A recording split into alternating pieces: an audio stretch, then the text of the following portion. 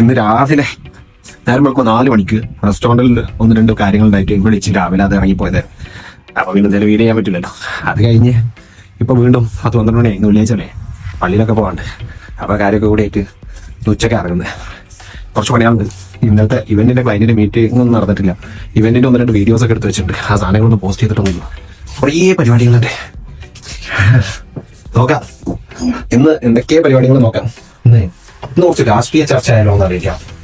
ഇലക്ഷനൊക്കെ ആയതുകൊണ്ട് യൂത്തിനും പറയാനുണ്ടാവില്ലേ കുറച്ച് കാര്യങ്ങൾ. നമുക്ക് കുറച്ച് ഇലക്ഷൻ ചർച്ച ആക്കാം. ഇലക്ഷന്റെ വിശേഷം പറയാന്ന് പറയുമ്പോഴേക്കും കുറെ ആളുകൾ നോക്കൽ തുടങ്ങിയല്ലോ. ഇലക്ഷന്റെ വിശേഷങ്ങൾ പറയാന്ന് പറഞ്ഞാലേ അസല് നല്ല രാഷ്ട്രീയമുള്ള അവൻ തന്നെയാണ് കേട്ടോ. കഴിഞ്ഞ കുറെ കാലങ്ങളായിട്ട് നല്ല രാഷ്ട്രീയ നിലപാടുകളും പറയാറുണ്ടായിരുന്നു. പിന്നെ കുറെ എന്താ പറയാ, ഈ പ്രാദേശിക രാഷ്ട്രീയത്തോടുള്ള വിയോജിപ്പുകൾ കാര്യങ്ങളൊക്കെ കൊണ്ട് തന്നെ പ്രത്യേകിച്ച് രാഷ്ട്രീയമൊന്നും പറയലില്ല, രാഷ്ട്രീയം സംസാരിക്കില്ല. പക്ഷെ നമ്മളെ ആദർശം എന്നും ഒരേപോലെ തന്നെ ഉള്ളിൽ ഇങ്ങനെ കിടക്കുമല്ലോ. നല്ല അസല് കറകളഞ്ഞ മുസ്ലിം ലീഗുകാരനും നല്ല UDF കാരനും. പക്ഷേ പ്രാദേശികമായിട്ട് കുറെ വിയോജിപ്പുകളൊക്കെ ഉണ്ട്. ഈ പ്രാദേശിക ഈ കസേരത്തല്ല് അല്ലെങ്കിൽ ഈ രാഷ്ട്രീയ മുതലെടുപ്പുകൾ, രാഷ്ട്രീയക്കാരുടെ ഈ തോന്നിയാസ പരിപാടികളില്ലേ, അതിനോടൊക്കെ ഭയങ്കര വിയോജിപ്പാണ്. അല്ല അസല് ആദർശം പഠിച്ച രാഷ്ട്രീയക്കാരനോടും രാഷ്ട്രീയത്തോടും ഭയങ്കര ബഹുമാനമാണ്. അങ്ങനത്തെ ആളുകളോട് ഭയങ്കര സ്നേഹമാണ്. എല്ലാ പാർട്ടിയിലും ഉണ്ട് അങ്ങനത്തെ നല്ല ആദർശമുള്ള കറകളഞ്ഞ നല്ല രാഷ്ട്രീയക്കാർ.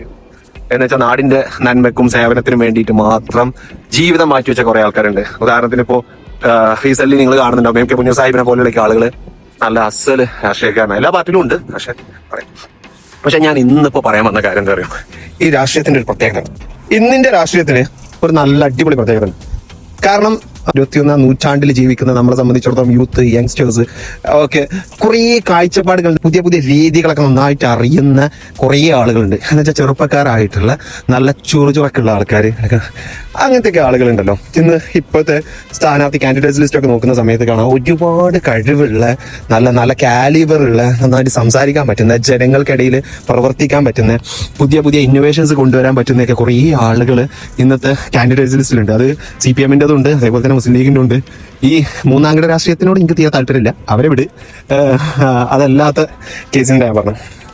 അപ്പോൾ അങ്ങനത്തെ ആളുകൾ ഒക്കെ ജയിച്ചു വരണം.